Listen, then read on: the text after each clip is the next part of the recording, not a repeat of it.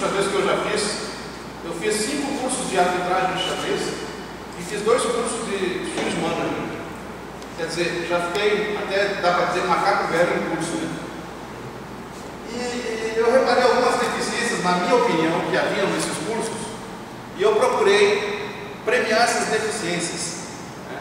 Uma delas, vocês vão ver na sequência, é a questão ética. A parte da frente. Vamos usar ela, né?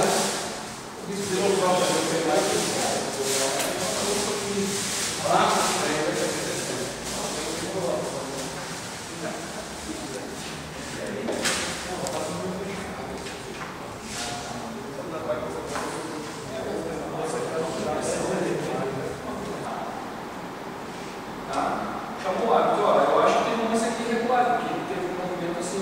Essa peça não tinha que entrar aqui. Vamos pensar. Sim, tá. Vamos pensar o que está anotando aquela ali. Tá. Ou um rápido com anotação de maneira também, pode ser. Lá em Salvador, melhorou sensivelmente. Qualquer um que for participar e já participou, pode atestar isso que eu estou falando. Mas, nesse caso aqui, lance com uma mão, aciona melhor com a outra. Se for no rápido, acionou, você vai lá, contesta que realmente aconteceu, une o infrator. No pensar, chegou lá, vê que realmente aconteceu, une o infrator. Se ficar uma palavra um contra o outro, manda prosseguir e aí olha naquela mesa. Não tem o que fazer. Tá? Se você tiver como provar o que aconteceu, se o cara negou, telefone.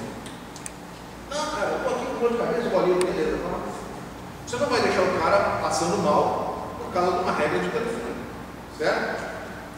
Mas para ele sair do salão de jogos, no momento em que é ele que deve jogar, ele não pode sair do salão de jogos.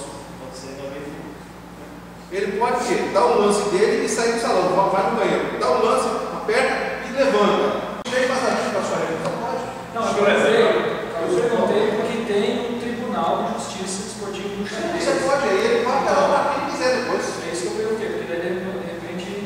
Ele vai apelar depois, não sabe a situação. Você ainda nunca passou por uma situação daquela, nunca foi dito a você que era assim.